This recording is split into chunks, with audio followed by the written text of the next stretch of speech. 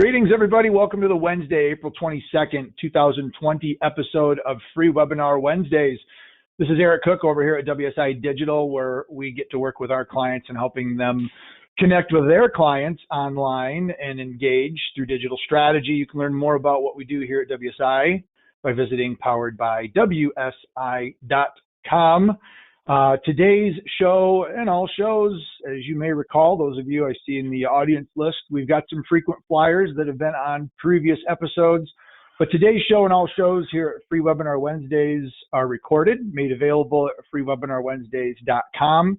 And just suggest if you like what you hear today, feel free to stop out, check out some of the other webinars. Today's show is a continuation of our Digital Minds book series, the third edition of the Digital Minds book series in WSI's author efforts to educate the world on everything that pertains to the wonderful world of digital marketing. So we're pretty excited to have one of my good friends from California, also contributing author, three-time author, Mr. Chuck Bankoff, joining us today for the show.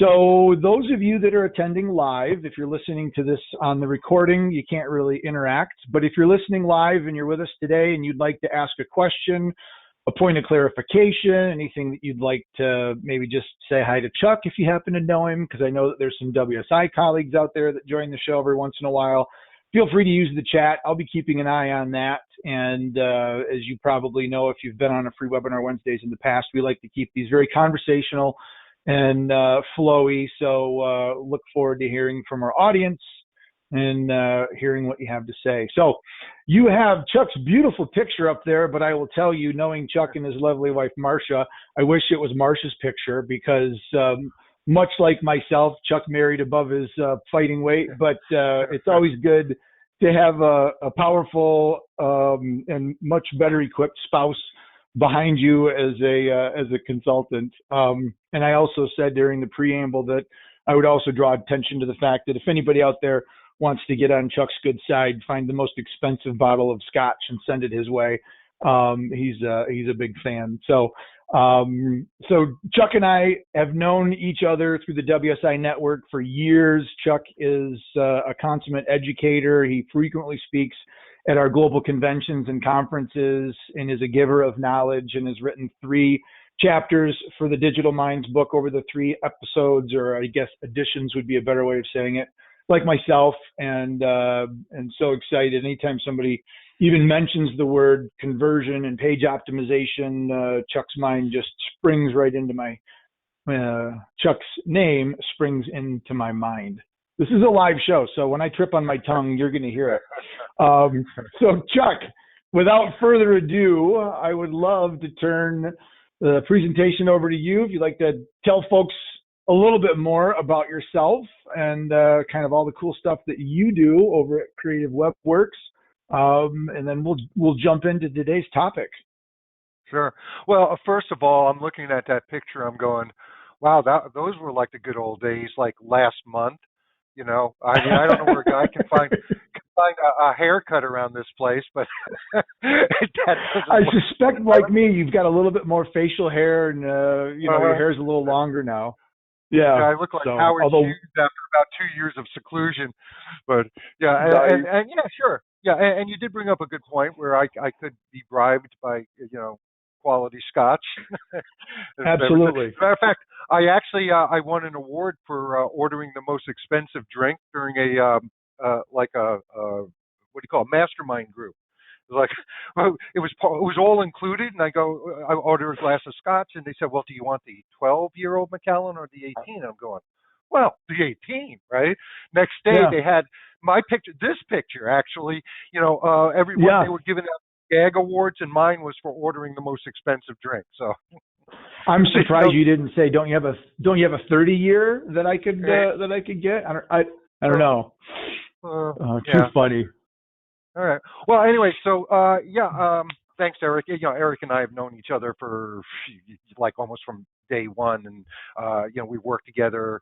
Kind of depend on each other for a little consult every now and then. For therapy. Me, for my company, and therapy. Commiseration. Yeah, we at Creative WebWorks, we are a WSI agency. We have our own brand because, quite frankly, my company dates back to the early days when it was different. Okay, but we are a WSI franchise, just like Eric's franchise is, and we specialize in education marketing. So most of our clients, about maybe 80% of them are charter schools, private schools, colleges, and trade schools, that sort of thing. But we still accept other industries if it's a good fit, if they approach us, that sort of thing. And I'm a big proponent of working in vertical markets. I know Eric is kind of the go-to guy, like I think in the country when it comes to marketing for banks and things like that. Things I know nothing about. And you just earned your $20. Thank you, sir. Okay, can I go now? You can go now. You're done. Thank you very much for joining us today, Chuck. Right. Oh, too funny.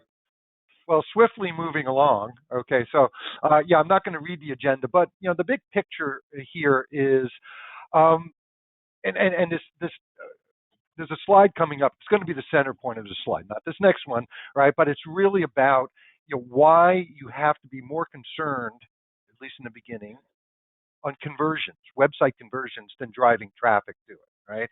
And I'm just going to talk about the various things that you can do to help yourself. And most of them are just kind of common sense type of things, right? At the end of the day, you have to put yourself in the position of the people visiting your website, right? They don't really care about you or your business or your website as much as you do, right? So there's a kind of what we call a buyer's journey, and you have to be sensitive to that. So we're going to talk about, some of the things that you can do. Most of them you can employ right away or at least work to. Okay, so here's one of my favorite philosophers, Yogi Berra. He's kind of legendary. Most people know he was a catcher for the New York Yankees in the late 50s and early 60s, and he was kind of known for saying stuff that kind of sort of made sense, but it was like said wrong. I mean, this quote here brought to you by the same guy who said, "It's getting late, awful early," and when you come right. So means you're getting old. Right. Well, it means I am sure it meant they're behind in the game and it's the eighth inning or something like that, right? Or they're behind early in the game, right? And you also had another good one. When you come to the fork in the road, take it. Okay, yep. It kind of makes sense, but right. So in this particular one, if you don't know where you're going, you'll end up somewhere else. Right. So basically, in the context of what we're talking about, if your objective is to increase leads or sales by a certain amount, then you do know where you're going, and you can take the necessary steps to get you there. So I'm going to be talking about what some of those necessary steps might look like. Okay? So here, this is kind of, if I had one slide that I had to keep on here the whole day and just talk about everything else, this is it, right? This is the big concept to take away. Everything else you can look up, you can read the book, you can find the information on the internet. But when you're talking about improving your sales, right? Everyone wants to improve their sales, whether you're selling a product or you're selling a service, right?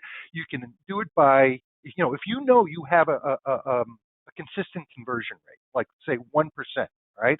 And suppose, I'm just using relatively easy numbers here, you get 12,000 visitors to your site a year. It's 1,000 visitors a month.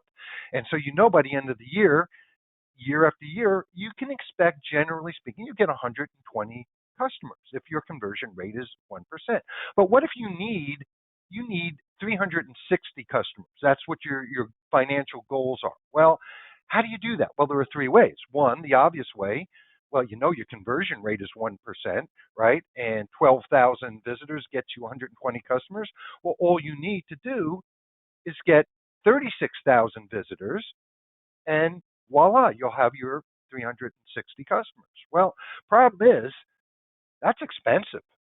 And there's a diminishing return on the quality of that traffic. Traffic is expensive. You need the traffic, but if you're not going to convert it, right, it's just expensive, right? Obviously, you can make some numbers by upselling existing customers or selling new customers to more larger packages or products or that sort of thing. But what really has the most impact is improving your conversion rate. So instead of trying to pay for and accumulate 36,000 visitors to your website over that year, keep the same 12,000, do the same things you're doing to generate. I mean, you can always improve that, of course, but if you convert, if your conversion rate improves to 3%, then there's your 360 customers, right? The difference is year after year after year, you would need 36,000 visitors to maintain that 360 customers. But by doing the right things on your website at the right times in consideration of the buyer's journey, you do make these changes. They're relatively permanent, right? Once you unlock the magic formula and you have your conversion rate higher, right, then it's not going to cost you anymore. Your conversion rate will be consistently at a higher rate. So this is probably the biggest concept I want to put forth is work on the conversions first. Get the conversions up there where they're in a better place, then increase your traffic. Okay. One of the, just a comment on that, one of the folks that we mutually both know, I've heard refer to the concept of conversion as the gift that keeps on giving. Once you figure out a way to make the website convert those visitors better, now you might need to do a little bit of care and feeding, but once you get that working the way that you want it, it's there in place. And then the other elements, which we've talked about on previous shows with other authors about driving traffic and whatnot, you're really optimizing that machine, which is your website, to really take those visitors and turn them into clients way, way more efficiently. Well, now I'm really pissed. The gift keeps on giving, I should have used that on the slide. Your next one. Your next present. I thought you were going to tell me that you have something coming up that's that. So maybe I was like, oh crap, maybe I stole this thunder. Yeah, you can use that. I'll let you. It's not mine. I'll give you free reign. Yeah, let me edit the slide right now. Okay. There you go. All right. So I have a philosophy of I would tell people in terms of the internet, less is more. And then I caught myself in a bit of a lie, I think, right? Because I want to, I've actually had people who are going to write their own blogs, for example. And I say, well, how long should a blog be? And I'd say, I can tell you exactly how long a blog should be. It should be not one word more than you need, not one word less than you need. Then I realized that, well, wait a minute, less is not more, just the right amount is more. What is appropriate, that's what gets results, right? And I recall having dates back a long time. I was coaching a group of engineers in a competition.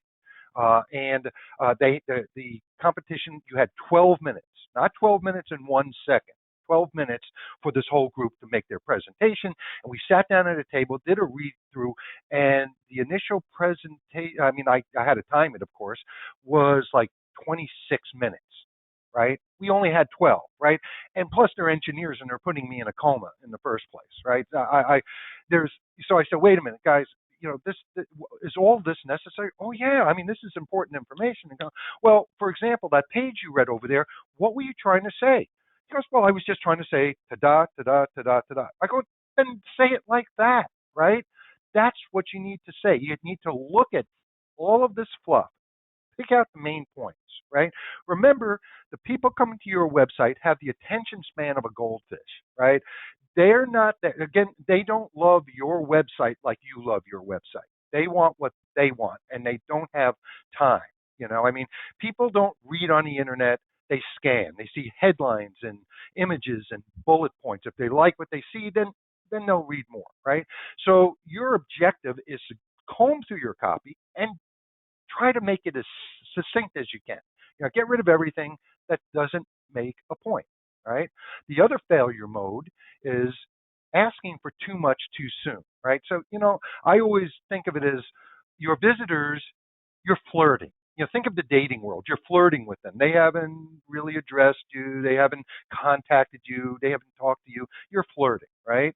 When they contact you, whether it's a form or something, well, at that point, and you go back and forth a few times, answer their questions, whether it's over then you're dating, right? When they make a purchase or they sign on the dotted line, well, then you're married, okay? And don't be talking old married people type of conversation when you're still flirting, right? Don't be asking them for their phone number when you don't need their phone number, right? You're not. There'll be opportunity for that, right? Don't be asking them to fill out these humongous forms with all sorts of information you need that could be acquired later, right? Ask for just what you need at that stage of the relationship. Okay. So now I'm going to get down to some of the nuts and bolts here, some very kind of specific elements that are on a website, things that you can control. And the less, as far as forms go, the less information you ask for, the more likely you are to get it. Right. Keep in mind you may need some information during the course of the process, but do you really need it at this stage? Do you need it at the flirting stage? You can get that later, right? Maybe you just need a name and an email address to start things off and start building a relationship, right? People don't necessarily want to give you their phone number right off the bat, right? But there's time for that. There's a place for that, okay?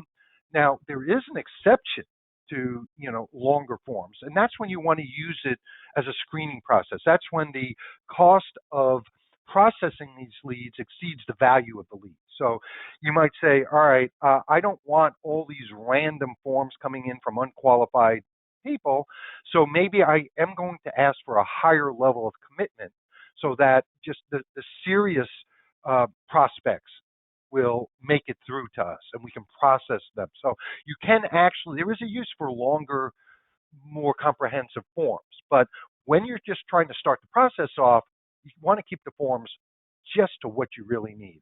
And just a little side one here, that third note is, you should have a privacy statement. Now, I'm not sure anyone on the planet has ever read a privacy statement, right? You just assume that it's good for you because they have one. They're not, by the way. But when you put it, at a button or something next to where they're going to submit the form, that's kind of the moment of truth right there. They haven't clicked the button yet, but the mere fact that you're offering, hey, look, we're gonna keep your information private, right? It kind of has that reassurance to it. Will they ever click on it? Yeah, probably not, right? It could be a decoy button. I mean, no, you really should have a privacy statement.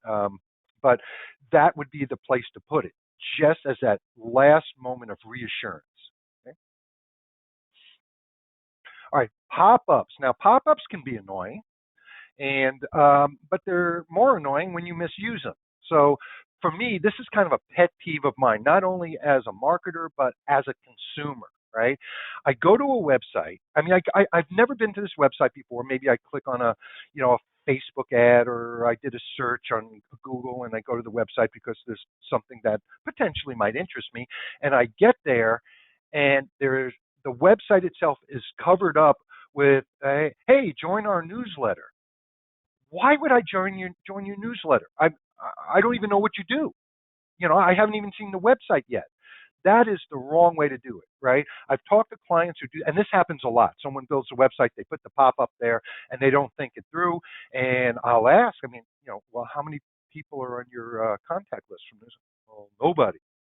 Right? Well, right, because everyone closes out the box without reading it because they want to see what's behind it. Okay, so to me, that is like faux pas number one.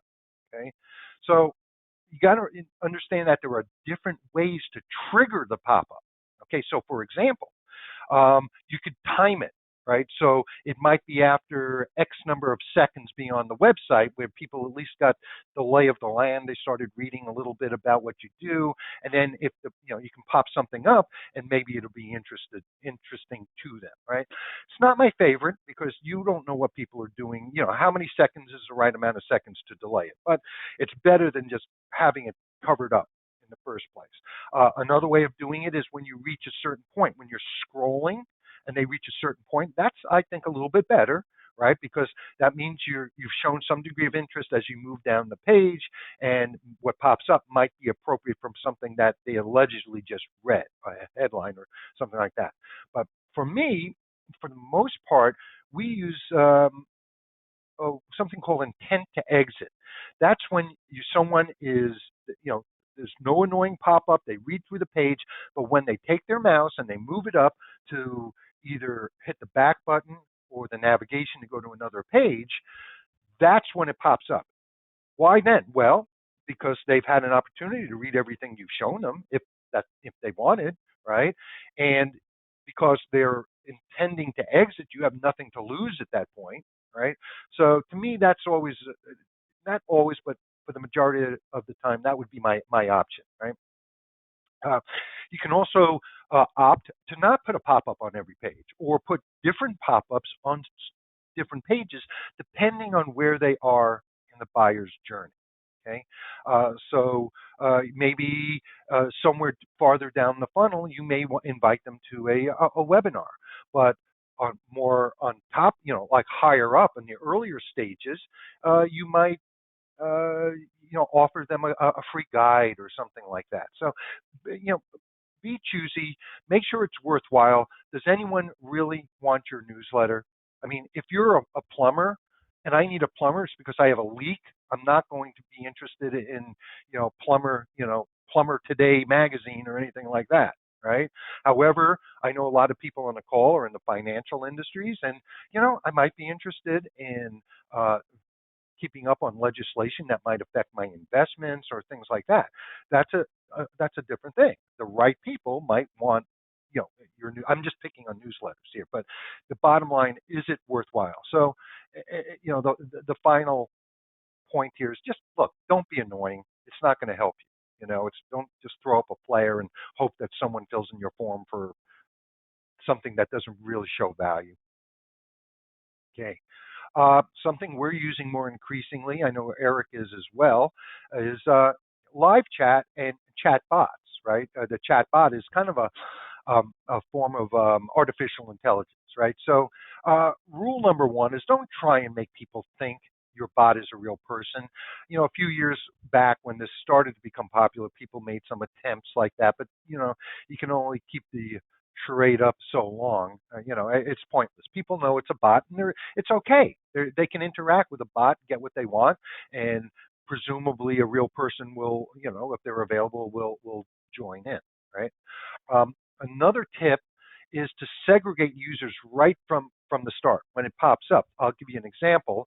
We work with a lot of schools, and if we put a chat bot on a school website, well, there's two types of people who are likely to want to use it. One would be parents of enrolled families, and maybe they just want to say, "Oh, Johnny can't come in today. Can he get his homework sent to him?" or something like that. So the other one might be, well, maybe it's a parent exploring the school as an opportunity, right?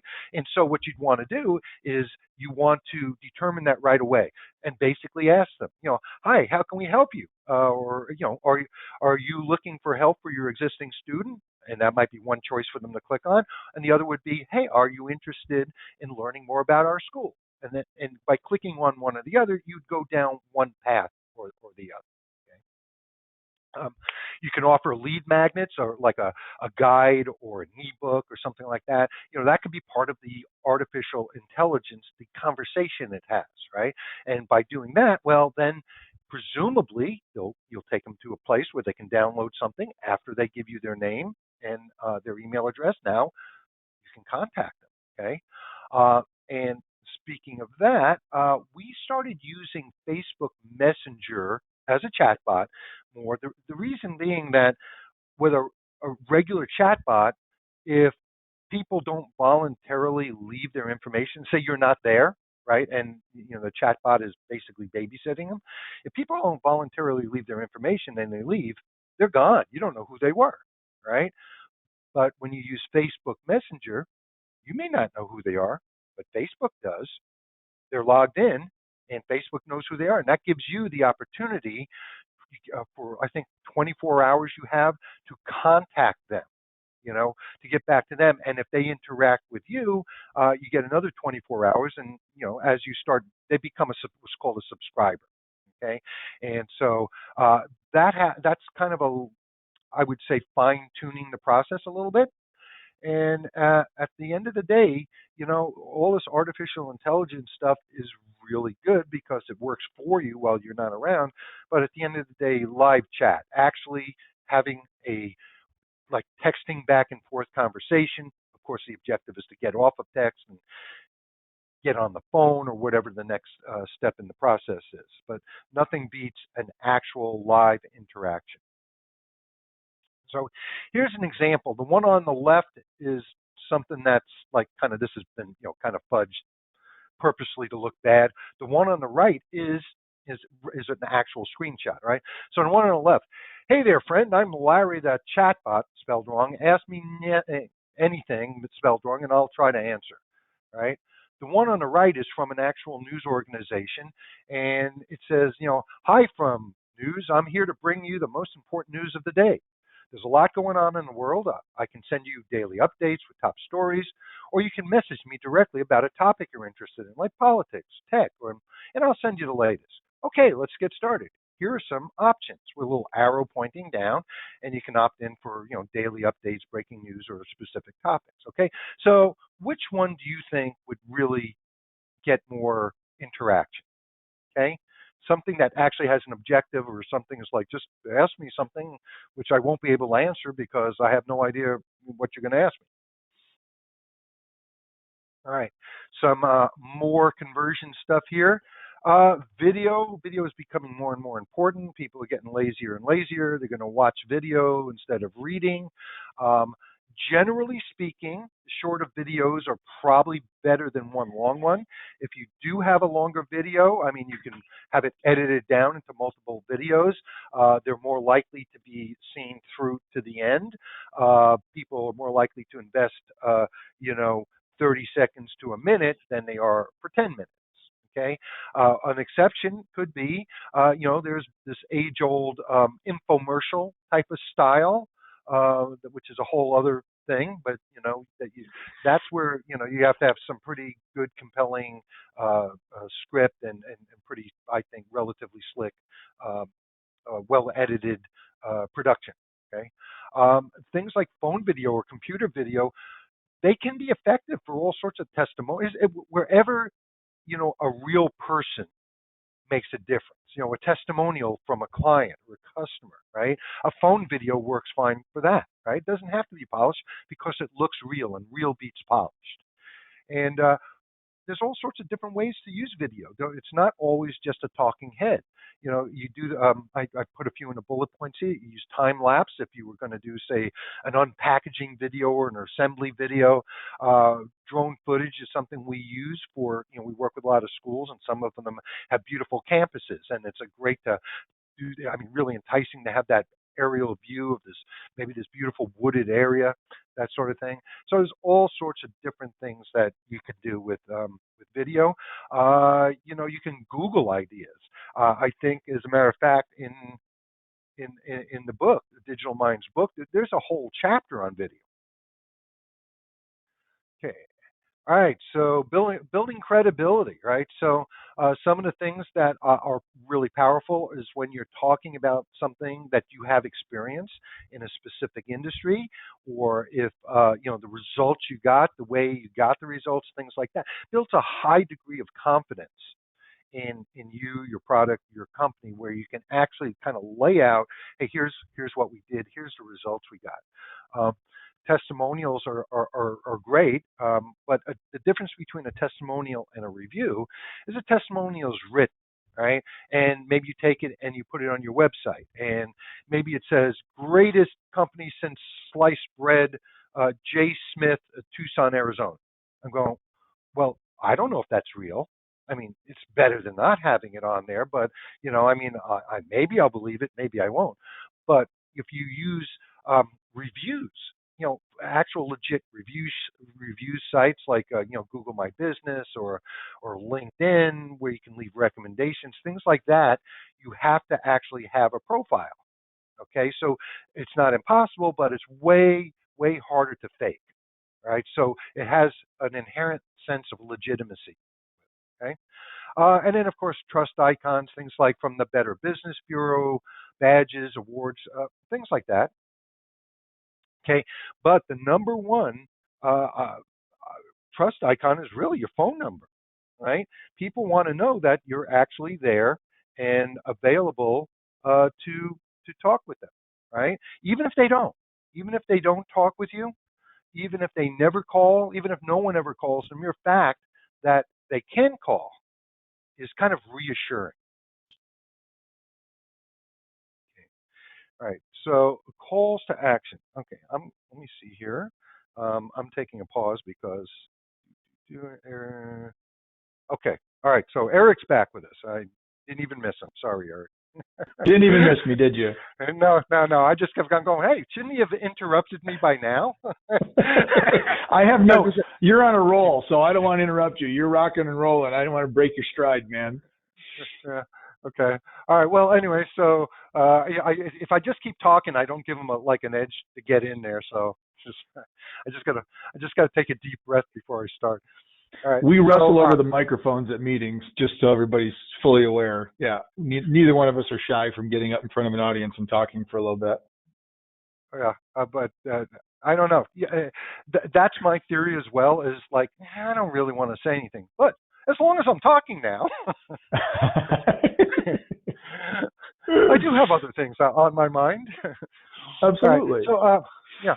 So let's take a look at a couple of actual examples of calls to action. That's kind of that's the payoff here. Is like, all right, you got someone to the website, you have them interested, you made your point, you position the company in the right way. All right, so now I need them to do something. I need them to contact me or download something or fill out a form or something, right? And so the call to action is the moment of truth, right? So the first example is from Square. They're the ones that it's like kind of a like retail stores can actually take credit cards with it. I think it like plugs into a phone or something like that. Okay, and so their pitch, right? But their selling point is start selling in Canada today. Take care of your business anywhere with Square, and then and this is important, like not click here doesn't cut it, right? Or submit. You have much more opportunity than that, right? So get a free trial of Square. Okay, so look what they did in those short words. Which is an action word. Free, the most powerful word on the internet. Trial, which means, well, it's a trial, no obligation. And Square, which is their brand. Well, they packed a lot into that. That's a great button. You may not notice it as you're clicking on it, but psychologically, it's well put together. It's unambiguous, right? And it gives you direction. The second example is from Blog Growth, and their pitch is 20 guides, checklists, and templates to accelerate. Great word, accelerate your blog's growth. Growth, another, and your blog's growth, right? And real simple. Download the guide. Well, I can't confuse that with anything, right?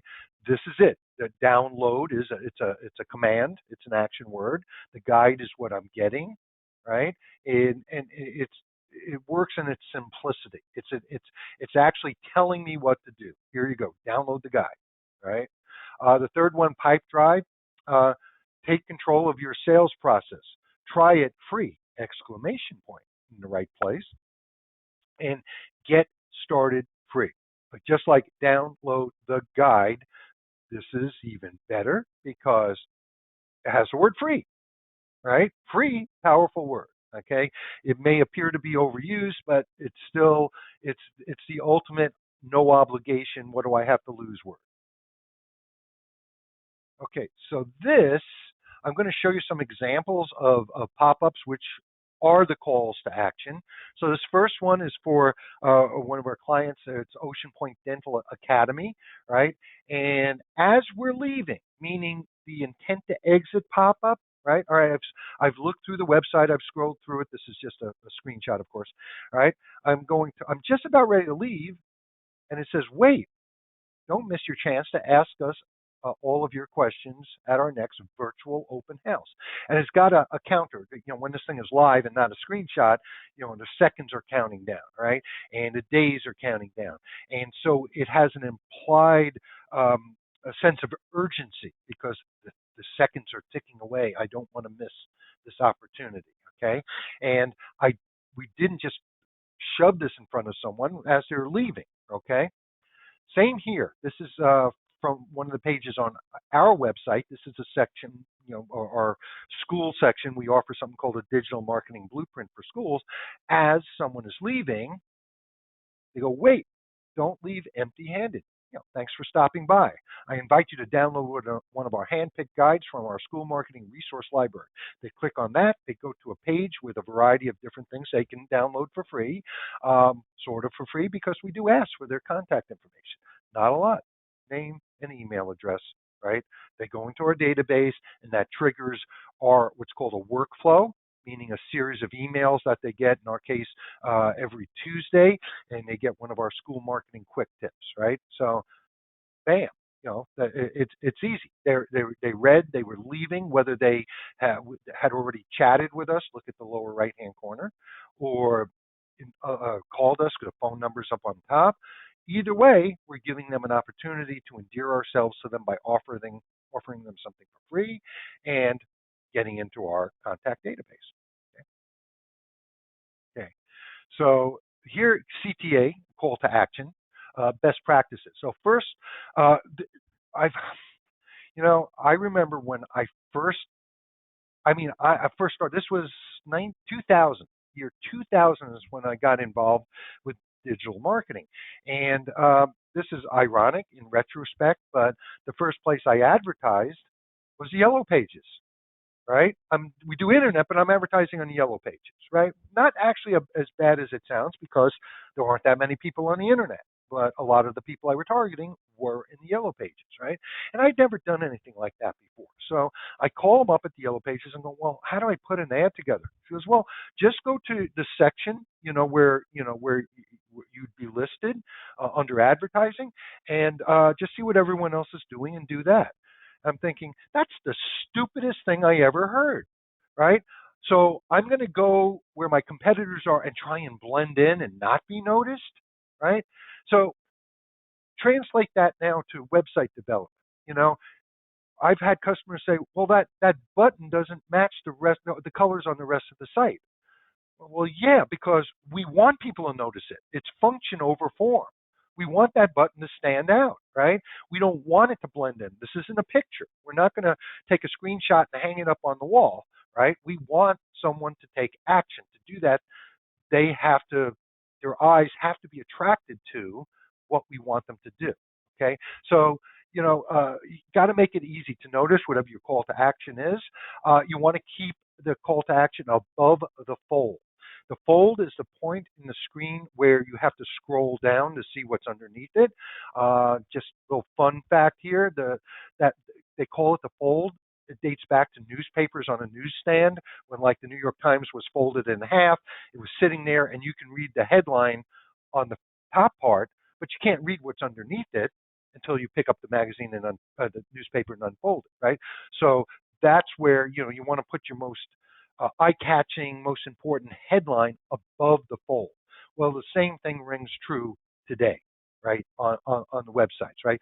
Now, people do behave differently, right? They scroll with their fingers on mobile devices like iPhones and Androids, and it's actually easier to scroll than it is to click on something to go somewhere else. So, people behave in a very linear fashion.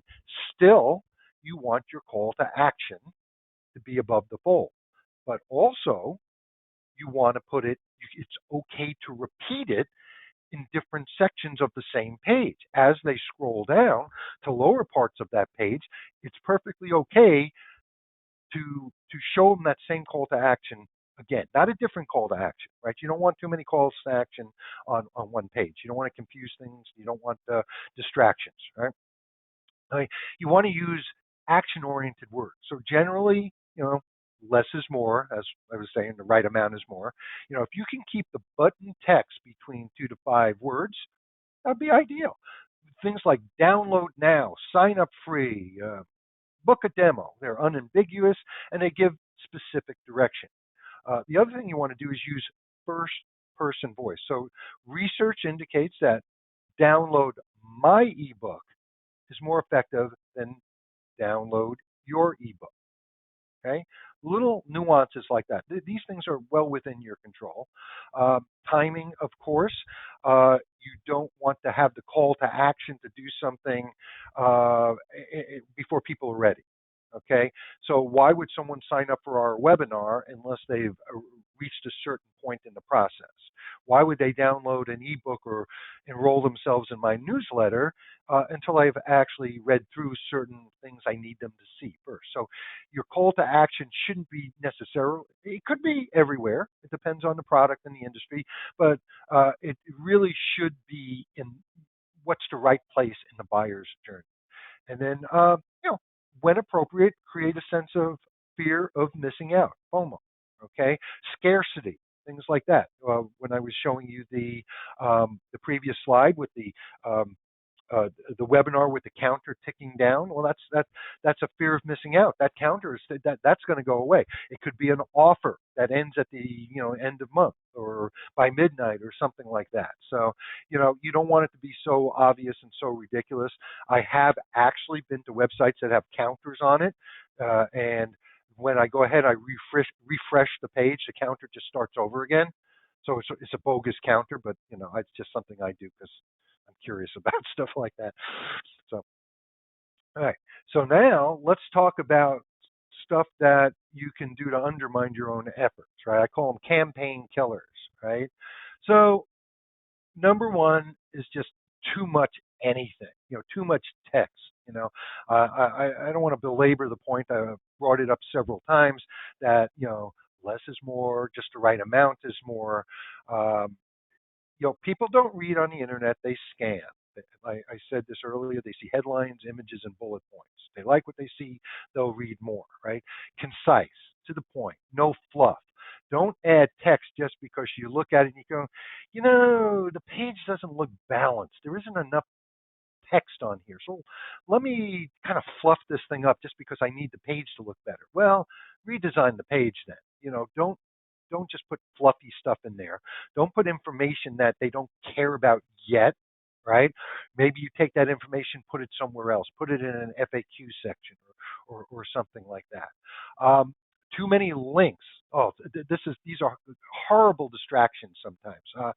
We were in Paris. I think Eric was there too, and I was doing a critique on landing pages, from the stage, and a lot of them were in French, so I don't speak French, but some of them were just easy to pick out. There was one landing page. This guy was shocked that his landing page wasn't converting. I counted, this is the exact number, 32 different links on that page. The few of them were the navigation, the main navigation. The rest were these text links going. And to make it even worse, if you click on any one of those links, it didn't open up in another window. You just left the website, and the window you were on just converted to whatever you just clicked on. I'm going, that was ridiculous. What am I supposed to click on? What is it you want me to do? Okay, so be very judicious before you give someone a distraction like that, before you potentially send them away from what you want to do. Okay. Another thing that will kill you is ask, unnecessary required fields. Here's something we had a debate on something we felt we needed the phone number for something, but only because people screw up their email sometimes and it's a lost lead. We went back and forth, and what we decided to do was not make the phone number required, but what we did in the field is we said, phone number, and in parentheses we put recommended. Okay, so we're giving the power back to the person. It's like, hey, we're not trying to get your, it's like we're not going to. You don't have to give us your phone number. It's your choice, but we're recommending that you do. Okay, and so that's a way that we've handled something like that recently. But if we didn't need the phone number, or if it wasn't that important in that stage, I wouldn't even ask for it. Okay. We talked earlier about privacy statements next to your forms. Just before that moment of truth, where someone submits their email address or their contact information, let them know that we're gonna keep it confidential. this lack of communication choices, I've actually talked to other conversion rate optimization specialists, and there's some mixed reviews here and or mixed theories, if you will. But I'm pretty much committed to giving people the basic options, right? I've talked with other experts that say, no, you know what? Don't put your phone number on. You got to test everything. Don't put your phone number on. See how many people fill out your form. Then take the form off and put your phone number and see how many people call. I'm going, maybe someone who called would have rather filled out the form, right? And so I I always advocate three choices. Put your phone number on it. You've got to have your phone number. That's your credibility icon right there. The form, whether it's a pop-up form or a hard-coded form on the page, and some sort of chat or text option is also good. One of the things that I found, and this is not scientific at all, this is just something I happen to notice, is we do business all over the country. Just again, this is just an observation. It seems to me that people on the East Coast have more of a propensity to fill out forms when the phone number is available, and people in the Southwest, like Texas in particular, they seem to pick up the phone and call more than fill out forms. And I think it's kind of a cultural type of thing there, right? So who am I to try and force someone into doing something they're not comfortable? Okay. Of course, shipping. I'm not going to buy anything if I don't have the right. If I'm not really satisfied that I know exactly what the final price is, shipping, taxes, all of these different things. Before I hit that button, because I will bail out of there, right? And of course, finally, anything that doesn't work, that's gonna that's not going to be a help. It could be a broken link, and maybe it's during the process that you click on something and you get a 404 page cannot be found error, and that's it. The show's over. Where are they going to go from there? Okay, they're not going to make a big effort to get a hold of you, right? And look at me in record time here. All right, so I'll talk real quickly about e-commerce, considerations, and I'm just going to kind of go down these bullet points pretty rapid fire here. Quality images. When you're on a shopping for something that you can't physically touch or have a 3D view of, you got to try to simulate that as best you can. You can do that through, higher resolution images, 360-degree shots, multiple angles. You can do it through video, and not just video of your product, but video of people using your product, right? So you can have a still picture of a car, you're trying to sell a car, or you can have a video of someone go, "Wah!" as they're driving the car and having a great time, right? So there's that emotional component. Again, distractions are your enemy. Avoid clutter. Keep the navigation menus simple, searchable. Like I do a lot of shopping on Amazon, and it's easy. You could go to different categories. I can go to electronics and hit the drop down. And I don't do any of that, so I just search for what I want, right? And I cut right to it. If you're an e-commerce store, make sure that your products are searchable. They're searchable because you describe them properly, not just having a search function like on your Magento site or your WordPress site or whatever. It's got the search function has to search for something, so you better have your descriptions and headlines searchable. Okay. There is one I did want to talk about: the free shipping. Right? For me, free shipping is a winner for me. I mean, I don't want to pay shipping. I don't want to pay for a product and then pay someone else to get it to me, right? And so we had a client who, this couple of years ago, she sold T-shirts, and they weren't very good T-shirts. I mean, they were like these specialty shirts, and they would say things like "duh," D-U-H. That's it, right? And so she's selling a white T-shirt with black letters that say "duh" on it, right? She had other ones too, okay? And I don't know what the quality of the actual shirt was, but she's selling them for $20, but she had $10 shipping. So now she's selling a $20 item for $30. Well, that doesn't sound like a bargain to me. She says, "Well, nobody's buying my shirts," and I didn't want to break her heart and tell her they weren't very good, but I said, well, because you're selling $20 shirts for $30. He goes, well, I need that $10 for shipping. I go, well, why don't you do this? Why don't you sell the shirt for $30 and give free shipping? That way, psychologically, someone is not only getting a $30 shirt instead of a $20 shirt, they scored free shipping. It's a win, but they pay the same price. You still get your $30, right? I don't know, and I'll just shortcut this and say she didn't do it. She's out of business. Okay, so I hope I didn't sound happy when I said that. All right. Hosting, when if your hosting goes down, when you're selling something, you're effectively, the doors are locked, right? You're not selling anything, right? So don't try and shortcut, host on one of these cheapy hosting companies with excessive downtime. I forgot what the stats were, but even like 99.9% downtime during the course of the year is like a few hours of being down, cumulatively. You want customer reviews. You want those 5 stars, as many as you can. And of course, I keep harping on, make sure the phone number's there, whether people call or not. You want them to know that they can. And so just kind of summary, conversion rate optimization before traffic. Less is more, or the right amount is more. Minimize distractions. Don't make your visitors think too hard. Do the thinking for them. Take them, spoon feed them through the buyer's journey. And above all, it's not about you. Your website is not a monument to you. It's not a monument to your company. It's really got to be built around your customer's user experience. And ta-da! Ta-da! All right. I intentionally held back on any questions because I knew you had a boatload of information, as you always do, and I figured if I started interjecting and we started talking, we'd be here till 4:00 this afternoon. So I'm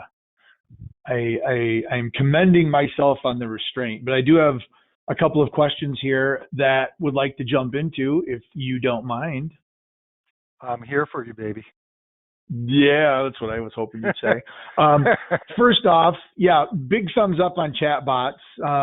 In case you missed it, that just happened to be the chapter that I wrote in the book on conversational marketing and chatbots and AI. So a number of elements there. One of the things that you had mentioned is the Facebook Messenger. And the cool part about that is either natively or through other third-party services, you can incorporate that not just on your Facebook page, but you can put that directly on your website. And if a visitor comes to your website and they're logged into Facebook on that computer, which most people are, the chat bot can say, hey, Chuck, hey, Eric, and it starts that conversation from a chat bot perspective much more personally than if it's just, hi, welcome to the website, because it knows you. Now, it will provide the person the opportunity to say, hey, if it's not Chuck, maybe it's somebody else that's on your computer. They can say no, and they can give some additional information. But most people are logged in on their computers on Facebook, even if it's not an active tab. That's stored in your cookies, and it's there. Facebook Messenger can pick up on that. I don't know if you found that personalization to be any more beneficial or powerful in the conversion process. Well, what we do is we try to make a hard delineation between you're talking to a chatbot or you're talking to a person, right? Right. If it's a chatbot, we intentionally use an icon that's more like I don't want to say cartoonish, but I guess it is. A robot. Yep. Yeah, a bot. Yeah, a robot bot. Right? Yep. And then if it's a real person, it's an actual photo of a real person. So, and then if I have to break into, when I'm doing this, when I break into a conversation, very first thing I do is I say, hi, can I help you? I'm a real person, not a chat bot. That's how I introduce myself all the time, Yep. So. And I think even in California last year, when I was doing my research, California actually enacted legislation that prohibited businesses from putting chatbots out that made it look like they were humans. and tricking people. And, we've all got the robocalls, and I talk a little bit about that in my chapter of what's referred to as the uncanny valley, where you think you're talking to a human and then you find out it's technology. And then instead of going, wow, that was really cool, they just tricked me, now all of a sudden you're pissed. And it's actually completely reversed on you. So you definitely want to avoid that, because that will hurt your conversions more than it will help them. Video, yes, you are correct. That episode, I think that was like the first one that I did here on Free Webinar Wednesdays with Ryan Kelly on his chapter on video. So would encourage folks to go back on Free Webinar Wednesdays and look for that. I think it was in November. You had talked about the on-exit notifications, which I thought was really powerful, and form size. We often struggle with that in the banking space because they want to collect as much information as they can about the visitor. Give us your name, give us your email, give us your phone number, give us your work phone number. What's the best time to call you? What department are you looking for? What question do you have? Would you prefer an email or a phone call? And there's technology out now. I know you're probably familiar with it, not probably, but are, of progressive profiling and some of the marketing automation tools, where it just gets basic info initially, but then as that person continues to fill forms out, it'll gradually grab additional info and auto-fill the information that it already knows about you and only collect new stuff over time. Have you played around with that? Yeah, have you played around with that much? Yeah, we did with HubSpot. They're called smart forms. That's what they call them. And if you're a returning person, and now you're asking for something additional, so suppose you already have their name and email address, and they come back, and because of cookies, we know now we're going to say, hi Chuck, blah blah blah, your phone number. But your phone. Well, we're not going to ask for anything else because we already have it. So that another technique, I don't see it as often. I see them a lot on surveys. It's like, so, and you don't have this big long form, just ask for a couple of items, and then when you hit the submit, it goes to another page with just a couple more questions. So it accumulatively, it's the same amount of fields, the same amount of questions that you want people to answer, but the psychology of it is that it's easy. You're being spoon-fed. Of course, again, that could backfire on you too. Going, wait a minute, I just submitted. Well, how long is this going to last, right? So exactly. Tread lightly with that technique. Yeah. The last one I wanted to squeak in before we have to close the show. You talked about reviews, and I'm interested in your thoughts on reviews versus testimonials and the importance of having things like Google reviews or Yelp reviews, which are independent of the website, versus having content that's on your website where you've got customers, and how do those, I guess, pros and cons of those related to the conversion process and validating that you're as awesome as these reviews say that you are. Yeah, and reviews are one of those things that they're not on reviews, not testimonials. Reviews, they're not on your website. You can link to them, of course, but those are on external places like Google My Business and LinkedIn and things like that people will see. They'll investigate. People will type, reviews, creative webworks. That I see that all the time in my Google Analytics. People are looking for that. Okay. Now, the thing you have to know about, well, I'd already mentioned reviews more powerful than testimonials because reviews are basically curated by third parties like Google and so forth, right? But the thing you need to know about reviews is they are naturally skewed negative. For example, you go to a department store, you buy a vacuum cleaner, you bring it home, and it works.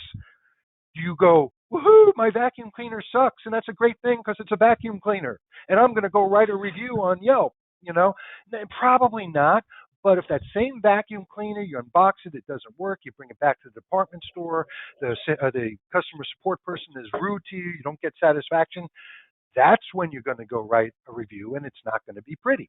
So if left to their own devices, reviews are going to be either non-existent or they could be more skewed negative.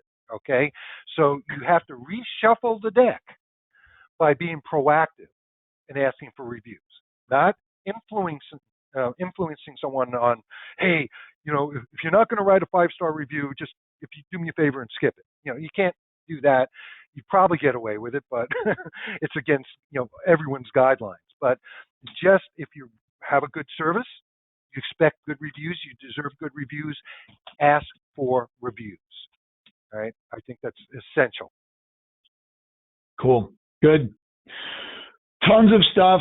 I definitely suggest. I think all the chapters are awesome because I've read the book and it's good. And I'm not just saying that because I'm one of the authors, but I always enjoy Chuck's because even as you're talking, I'm jotting down things that I need to do this on our website. I need to talk about this with our customers, and I always end up talking to you and getting just jazzed about taking on the world, and I appreciate your energy and all your knowledge. So today was awesome. Thank you, Chuck. Well, I do have a problem because this was a full hour, and I was told I'm going to be doing a version of this presentation for WSI, and they're giving me 15 minutes. So I think you might be able to sneak maybe 20 or 30. You're just going to have to talk really fast. And I didn't interrupt you either, so I'm curious to see how you're going to get through. Yeah.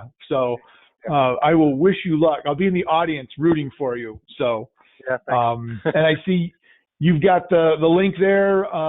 So yes, definitely. If you are interested in checking out the book, I think the Kindle version is less than $5. So it's certainly not a money maker for us, but it is something that we definitely want to put out there as an education tool and a learning resource for folks. So if you are interested in checking out the book, there's a shortened link that'll take you right to Amazon and give you an opportunity to snag your copy in whatever preference format you'd like. So cool. Well, Chuck, anything to say in closing? Well, no, it was fun. I always enjoy talking with you, and I think maybe there's a martini or something in our future. Absolutely. If we're ever released from house arrest, I might have to just email it to you, but maybe we can get on a Zoom meeting or do a screen share or something, and we can at least drink one together this weekend. So yeah, cool. We do virtual happy hours now anyway. So there we go. So, well, thanks everybody for joining. Those of you that attended live, it's certainly great to see the audience, and hopefully you got some good value out of Chuck's conversation today and all the wonderful things that we were able to pull out of his brain. There's a lot more in there, but that'll have to wait for another episode of Free Webinar Wednesdays, or maybe a martini. Maybe that won't be appropriate for Free Webinar Wednesdays. But either way, thanks for joining us today on the show. We'll look forward to seeing you next week, where I believe, if I'm not mistaken, we've got another chapter lined up, and by the end of May, I believe it is, we'll have all of our chapters presented and out there for your listening pleasure. So we appreciate you spending some time with us today. Make it a great week, and we'll see you online down the road. Thanks, everybody. Thanks, Chuck. Thanks, Eric. Bye. Bye-bye.